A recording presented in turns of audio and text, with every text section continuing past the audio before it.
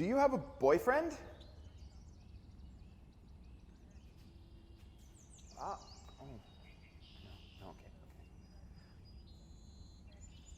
Hello, how old are you? Where are you from? What's your blood type? Mom? Oh, no.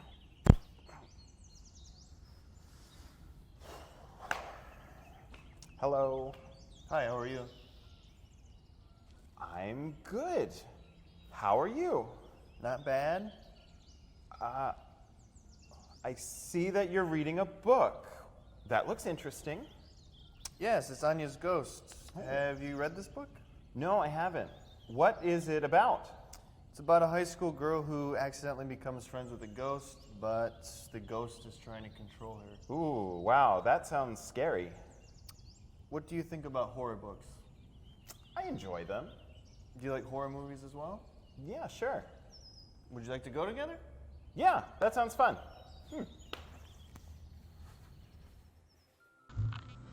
Hello everyone. Today we are talking about small talk. As you saw in the video, David was having trouble talking to new people. So let's look at some ideas that you can use to chat with strangers. Hello. Hi. Do you have a boyfriend?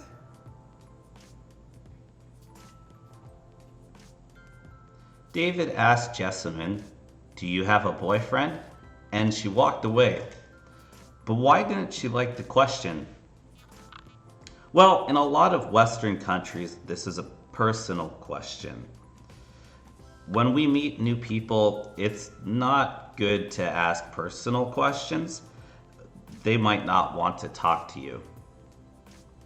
So personal questions are things that are really important to that person. After you get to know them, maybe you can ask these questions, but it's not good for small talk. Some other personal questions may include, how tall are you? How old are you? Where do you live? What is your blood type? What is your credit card number? So these aren't questions that you should probably ask. Hello, how old are you? Where are you from? What's your blood type? Mom? One good question to ask in small talk is, what are you doing? However, this can be strange if you already know the answer. For example, if you see someone eating lunch and ask, what are you doing? They might think you're a crazy person. If you already know what they're doing, you can still talk about it. You just need to make an observation. So you could use the sentence, I see you are doing something. Hello. Hi, how are you? I'm good. How are you? Not bad. I see that you're reading a book. That looks interesting. Instead of just moving to the next question, like question, answer, question, answer, question, answer, you can make a comment by saying something like, that looks or that sounds. And then you can tell your opinion on what they're doing. So we use that looks when we can see what they're doing, and we use that sounds when we can't see the entire action. So if we see someone eating, we can say that looks delicious.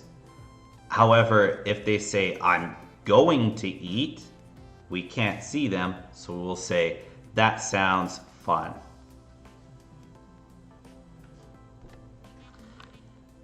So let's look at an example. What are you doing? I am watching a movie. So what sentence can we make here? Well, I am watching. We can see the movie. We can see what they're doing. So we need to use that looks and then our opinion. So if the movie looks interesting, that looks interesting, that looks fun, that looks boring, that looks exciting, like that. After they tell you what they're doing, you should ask some follow-up questions. Now, follow-up questions are questions related to their answer. So Brenton answered, I'm watching a movie. We can ask about it. What is the movie about? Is it any good? Okay, so follow-up questions are questions related to the answer. Okay, let's try another one. What are you doing? I'm cycling to Busan. What answer can we make here? Do we need that looks or that sounds? Well, we can't see them actually cycling to Busan. Even if they're riding their bike now, we can't see all the way to Busan. So we need to use that sounds. And that sounds pretty difficult to me. Some follow-up questions. Maybe, are you going alone? Are you going with a friend? How long do you expect it to take? Have you done it before? Now what are you doing? I'm going to eat kangaroo meat. Okay, so do we need it looks, that looks, or that sounds? Well, going to means they're not doing it now, so that sounds. What do you think? Kangaroo meat? Delicious? That sounds awful. Actually, when you go to Australia, you might be able to buy some kangaroo meat. When I went to Australia, I ate a kangaroo hamburger. But really, it just tasted like a hamburger to me. It wasn't very special. So some follow-up questions. Where can you buy that? How does it taste? Did you eat it before? What are you doing? I'm planning to have a rest. What question or what answer do you think you can give? I am planning to have a rest, so they're not doing it now. So that sounds. What does a rest sound like to you? Sounds pretty good, right? So that sounds great. Some follow-up questions. Have you been busy lately? Did you have a difficult day? Did you have a busy week? What are you doing? I'm going to see Sydney Opera House. Now what question or what observation can we make here? That sounds like fun. How about some follow-up questions? What would you ask? I'm going to see the Sydney Opera House. You might ask follow-up questions like, have you been there before? Will you watch an opera? Will you watch a play? Yes, it's Anya's Ghost. Have you read this book? No, I haven't. What is it about? It's about a high school girl who accidentally becomes friends with a ghost, but the ghost is trying to control her. Ooh, wow, that sounds scary. So that sounds or that looks, that's your opinion. But if you want to ask their opinion, you can use the question, what do you think about? So these are opinion questions asking what is their opinion. What do you think about horror books? I enjoy them. Do you like horror movies as well? Yeah, sure. So what question did Troy ask? What do you think about horror books? Okay, let's try making some more questions. What do you think about, maybe kimchi, but I said Korean food. What do you think about K-pop? What do you think about Canada, my hometown? What do you think about, it's hard to see, but that's Ariana Grande. And finally, what do you think about the Outback? Okay, let's check out today's daily expression. Today's daily expression is food for thought. So what do you think that this means? So thinking uses your brain. It's what you think about, brain power. And your brain needs food, but it doesn't really need an apple. It needs information to grow. So food for thought is something that's really interesting to you, or something that you need to think about a lot. So if someone says something very interesting, you might say, that's food for thought. And that was today's daily expression. So let's review. In small talk, we don't want to ask personal questions. We want to make observations by saying, that looks, or that sounds. We should also ask follow-up questions and ask the opinion questions of others. Let's try some small talk with the Kawili teachers.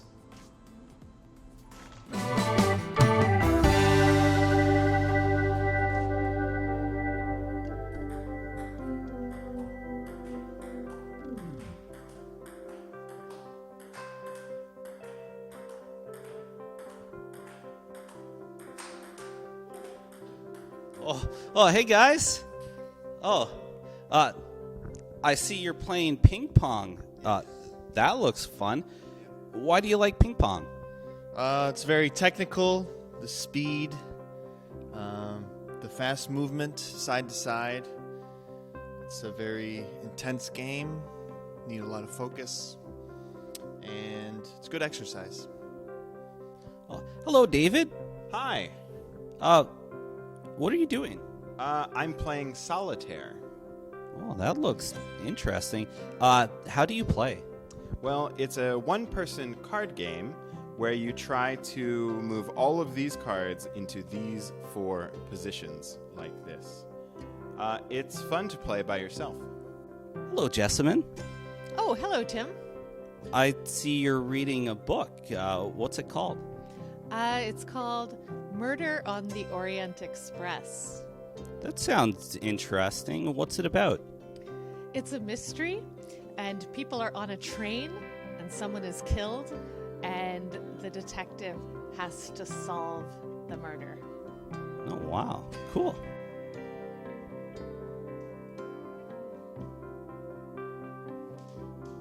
Oh, hi, Brenton. Oh, hi, Tim. How you doing? Oh, I'm good. How are you? I'm fantastic. I see you're watching rugby? That's correct. Yeah, we South Africans, we are the world champions in rugby. Yeah, and I'm watching the final. Wow. Can you show me how to pass a rugby ball? Yeah, sure, Tim. I've got a rugby ball right here. So how to pass it? So usually we must pass it to the side, and then the underhand we move it forward, and the top hand we bring it towards us so we can spin the ball like that. Did you play rugby when you were young? I did, and yeah, all South Africans should play rugby. So yes, I did play rugby. Hi, Nario. Hello. How are you? I'm good, thank you. I see you're drawing some pictures. That looks really good. Very much. How long have you been drawing? All my life, I think. It's nearly 30 years, 30, 40 years. have you ever like drawn professionally? Like, has someone asked you to produce something for them? 'Cause these are really good. Thank you. Yeah, I once did some illustrations for textbooks, and also I almost had a job as a comic book artist. Almost? What happened? I didn't follow through. Yeah. Oh. Hi, John. Oh, hi, Tim. Pretty good. I see you're doing a puzzle. That looks fun. Yeah, this one's a little bit difficult, but yeah, they're fun. That one's very strange. It's not 3x3. Can you explain that? Right. So this one is this one is not maybe your normal 3x3 Rubik's cube. It's a different kind of twisty puzzle with a different geometry, and it's a little harder for sure. When did you start doing these puzzles? Well, actually, when I was a kid, I tried to do puzzles like these, but I was not very good, and I gave up. But a few years ago, my mother gave me a 3x3 Rubik's Cube, and it kind of started a new hobby. And so I learned to solve that by myself, actually, on the bus to Seoul. And From where? Where were you coming? from Gongju to Seoul, yeah. So about 2 hours, and I was able to figure out, well, I had done some before, but then I was able to figure the last part, which was the hardest part. And yeah, so that just started the hobby, and I started to get all kinds of new ones. This one I've solved before, but I forgot, so I'm trying to remember. This one I have never solved, and it's really hard, and I'm trying, but yeah. It's almost solved. It's close, but these corners here are just really difficult, actually. This corner and this bit, just really, really hard, yeah. That sounds really difficult. Thanks, John. Yeah, no problem.